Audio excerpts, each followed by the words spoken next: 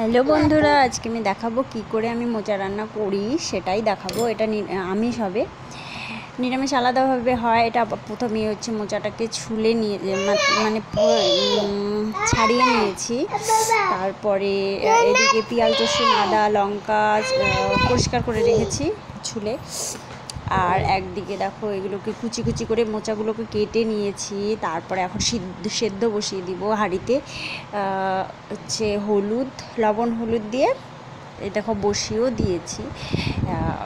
সেদ্ধ হয়ে গেলে একদিকে সেদ্ধ হয়ে গেছে, তারপরে ভালো করে ধুয়ে পরিষ্কার করে নিয়েছি। একদিকে দেখো রসুন বলে আদা রসুন পেস্ট, জিরে পেস্ট করে নিয়েছি, হলুদ দিয়ে লবণ দিয়ে একসাথে দিয়ে দিয়েছি। আরেকদিকে কড়াই বসিয়ে দিয়েছি, আলু কেটে নিয়েছি, পেঁয়াজ কেটে নিয়েছি। এখন কড়াই গরম হলে তেল আর জিরে দিয়ে দিয়েছি।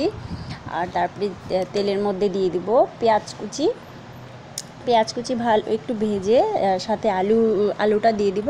তারপরে মশলাগুলো দিয়ে ভালো করে কষিয়ে নেব।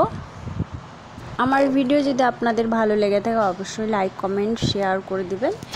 তো হচ্ছে দেখো এদিকে আমি সবজিটা কষানো হয়ে গেছে, কষিয়ে তারপরে এখন মোচাটা দিয়ে সেদ্ধ করে রাখা, ভালো করে ধুয়ে রাখা মোচাটা দিয়ে দিব। মোচাটা দিয়ে হালকা একটু জল দিয়ে ঢেকে দিয়ে দিব, যাতে আলুটা সেদ্ধ হয়ে যায়, কারণ আলুটা ভাজা ছিল তো সেদ্ধ হয়নি ভালো করে।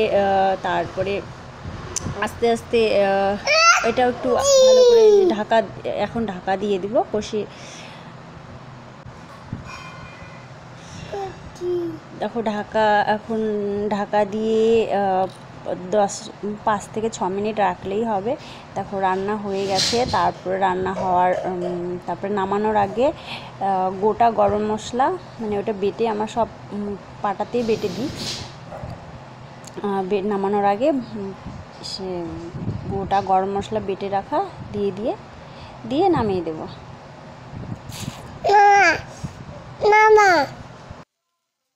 এই যে দেখে নাও ফাইনাল লুক, লাস্ট। খেতে ভালোই লাগে আমার মোটামুটি।